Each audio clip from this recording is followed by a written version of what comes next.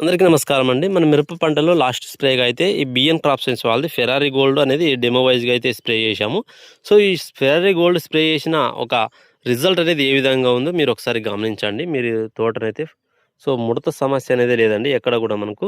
So, ముడత అనేది లేదు. మంచిగా గ్రోతింగ్ అనేది వస్తుంది. సో, స్ప్రే చేయకముందు ఒక ఫోటో అయితే ఉంది మన దగ్గర. స్ప్రే చేయకముందు ఉన్న సమస్య ఏంటంటే, చిగుర్లనేది మాడుతూ ఉండేయండి. వచ్చిన చిగుర్లు మాడుతున్నాయి. పై ముడత సమస్య ఎక్కువగా ఉండేది.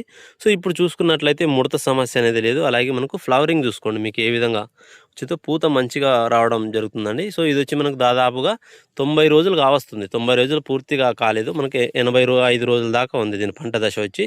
సో, ఈ తోటకు మనకు ఈ విధంగా అయితే ఫ్లవరింగ్ అనేది రావడం జరిగింది. సో, ఒకసారి మీరు చూసుకోండి ఫ్లవరింగ్ అనేది ఏ విధంగా వచ్చిందో. సో, ఇప్పుడు మనం ఈ వచ్చిన పూత మొత్తం సెట్ అయ్యే విధంగా ఒక బెస్ట్ కాంబినేషన్ అయితే మనం స్ప్రే చేస్తున్నాము. సో, ఫెరారీ గోల్డ్ అనేది మనకు పై ముడత, కింది ముడత సమస్యకు ఎక్సలెంట్‌గా అయితే పనిచేస్తుంది.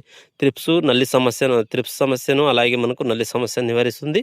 గ్రోతింగ్ అనేది వచ్చే విధంగా కూడా ఇది పనిచేయడం జరుగుతుందండి. ఫెరారీ గోల్డ్ వాడాలనుకున్న వాళ్ళు ఒకసారి అయితే వాడుకోండి. మీకు మంచి ఫలితం అయితే ఉంటుంది. మన రిజల్ట్ ఏదైనా మనం ఒక మందు చెప్తున్నామంటే ప్రాక్టికల్‌గా మనం పొలంలో స్ప్రే చేసిన తర్వాతే చేస్తాం చెప్పడం జరుగుతుంది కాబట్టి రిజల్ట్ అయితే ఈ విధంగా ఉంది. ఎక్సలెంట్ రిజల్ట్ అయితే ఉందండి.